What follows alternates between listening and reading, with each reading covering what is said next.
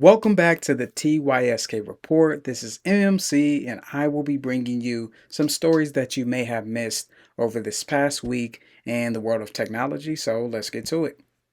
Now, in our first story, we have Uber squeezed by insurance increases minimum age for new drivers in California. Now, Uber has raised the minimum age requirement for new ride hailing drivers in California to 25 years old due to what is described as basically higher commercial insurance costs in the state. Now, the new policy will only apply to new drivers planning to use the rideshare platform. Those who plan to use the app to make deliveries through Uber Eats only need to be 19 years old, and any driver on the rideshare platform who is already approved and under 25 years old can continue to shuttle passengers, the company said.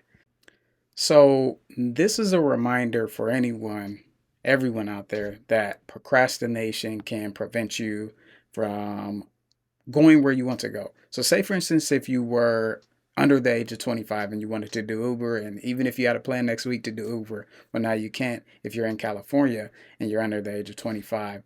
So, this is a reminder that if you want to do something, technology moves so fast, laws can happen, anything can change the next day, something can change tomorrow, even in your state. So if there's something you want to do, this is a reminder that you need to do it, because you don't want to end up to a point where you had a goal that you wanted to do Uber, start Uber driving, or you wanted to do something else, maybe DoorDash, Instacart, whatever it might be.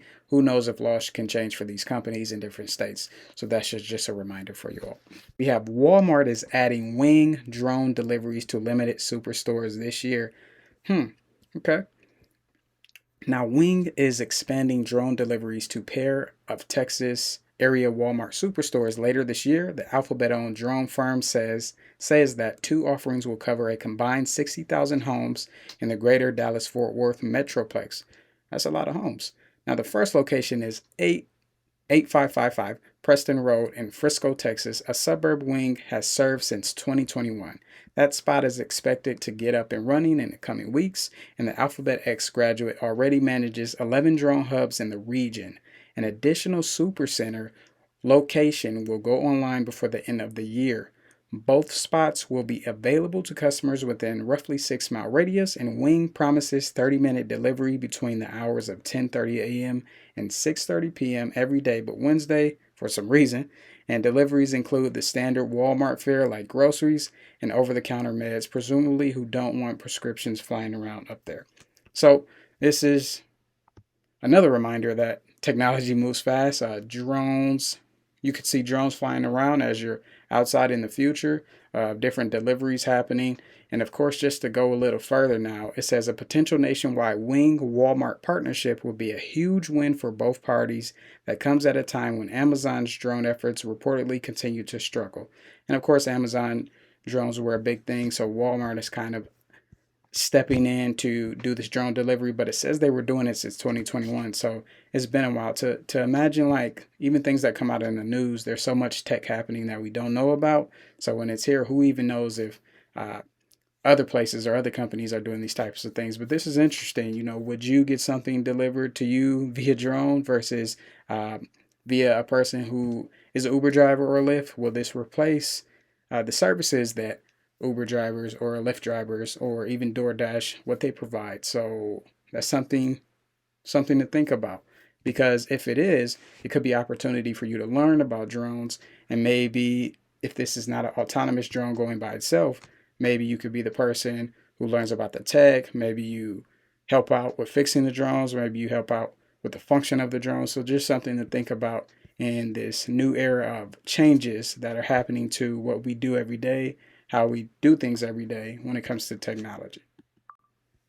So, on to the next story. We just talked about Amazon. So, maybe Amazon decided to get rid of the drone thing or put it on pause and go into something else, because a lot of eyeballs are always on streaming services and television. So, maybe this is why this is here. Amazon brings new AI driven features to Thursday Night Football as Amazon's Prime Video gears up for its second year as the exclusive rights holder to NFL Thursday Night Football. The streaming service hopes to give fans a more enhanced viewing experience with a slew of new AI-driven features.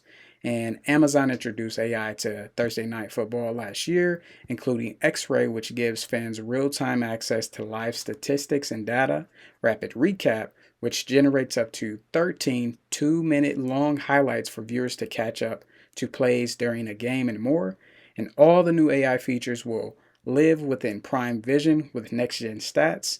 And Thursday Night Football's weekly alternative stream that features various graphic overlays on the screen during plays so fans can see stats and analysis in real time. So I'm not really a big NFL watcher. I'm more of a college football watching person. But if you do watch NFL, do you find that this is going to enhance your experience as you're looking for things? Because they did talk about down here in different metrics, such as defensive alerts, prime targets, fourth down territory, field goal target zones, and key plays. There will be different graphics overlaid. And if you look at this, you can kind of see here that this is like a graphic overlay, and this, and this. The quarterback is about to hit this target, so this is light up green. It seems a little similar to old Madden or when I used to play Madden, but is it bringing this type of feel to live TV, and is this something that you might like? So if you are an NFL watcher, or if you find that this is going to make your viewing experience for NFL games more interesting, let me know down below in the comments. All right, on to our next story. When it comes to traveling, we have, or should I say, driving in the air, Joby Aviation narrows down to Ohio or North Carolina for a new air taxi factory. Now, air taxis, there's so much happening. Like we just talked about drones and Uber changing the laws over there in California. Now we have these different air taxis. So Joby Aviation is on the verge of choosing the location for its electric aircraft factory. The California-based startup is developing electric vertical takeoff and landing aircraft for commercial service as well as the U.S. Department of Defense. The Toyota-backed company also has a partnership lined up with Delta Airlines for airline customers traveling to and from airports. Joby and Delta are looking to roll out the service in New York and Los Angeles first.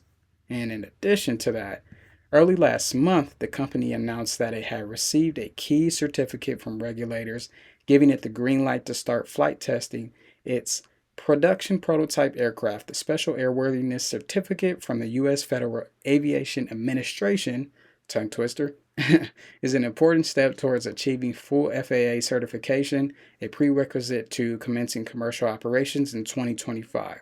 So this is another exciting story.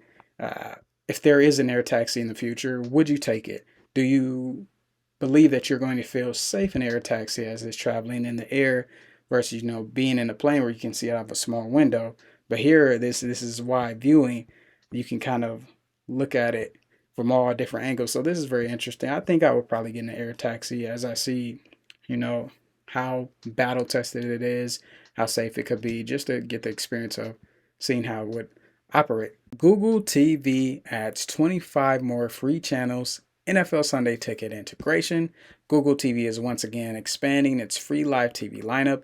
In April, the company announced the Google TV service was, first off, I would like to say I had no clue that Google TV was even a thing. So I'll definitely have to check that out. But Google TV service is growing to include over 800 live TV channels, including those from Tubi, Plex, Haystack, and others. And today the company says it's adding 25 more free channels to the lineup, which can be watched without having to install any additional apps or needing to sign in. And among the new arrivals are those that include TV shows like Top Gear and Baywatch, plus game shows, music channels, multicultural entertainment, and more. So I think a lot of TV shows, or people, I should say, a lot of people are eventually going to come over to streaming. So if they don't have a streaming service, or maybe they're paying for cable television, or maybe they're just watching for free local stations where they can get it here. And then with them being able to be here on like Google TV or other different places where they can get these free shows, this might give them the opportunity to see other shows that might be related to what they like and something that they've never seen before.